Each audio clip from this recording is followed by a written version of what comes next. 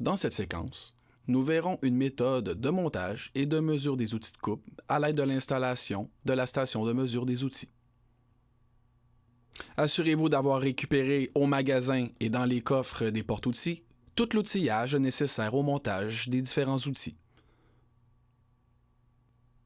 Pour la plupart du temps, vous devriez avoir de besoin des collets flexibles, ainsi que les porte-outils avec vis de pression qu'on appelle les collets Weldon. Assurez-vous de la propreté des différents items à assembler, donc l'intérieur de l'écrou de serrage et du collet flexible. Veuillez assembler le collet flexible à l'intérieur de la bague de l'écrou de serrage. Veuillez positionner par la suite le porte-outils à l'intérieur de son socle de verrou sur le coin de la table.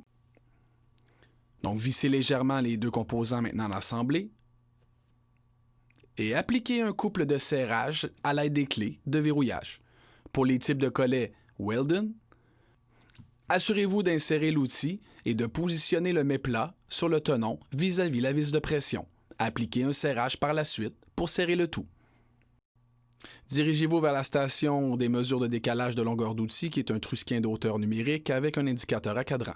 Donc à la base, nous devrions voir un compte de référence qui va nous servir comme élément référentiel pour définir les longueurs.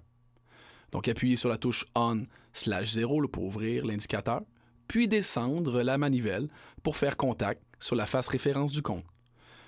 Par sécurité, faites plus qu'un tour pour mesurer l'origine du zéro et réappuyez sur la touche On/0 pour marquer l'origine du compte de référence. Donc, remontez par la suite pour permettre un dégagement assez sécuritaire pour y insérer votre premier outil de coupe.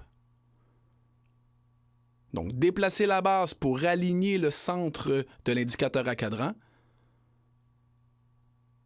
puis effectuez un contact en descendant la manivelle.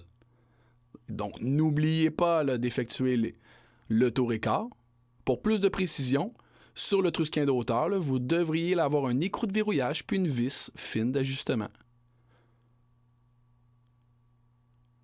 Donc, une fois que la flèche de l'indicateur à cadran marque le 0, donc veuillez inscrire sur une feuille de réglage la longueur du décalage de l'outil.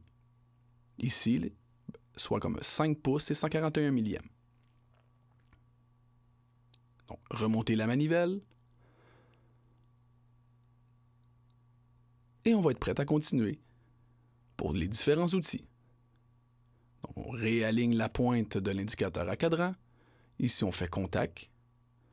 On fait le tour et quart pour marquer le 0.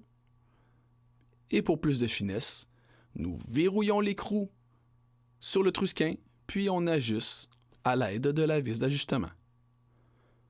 Prendre en note la longueur mesurée.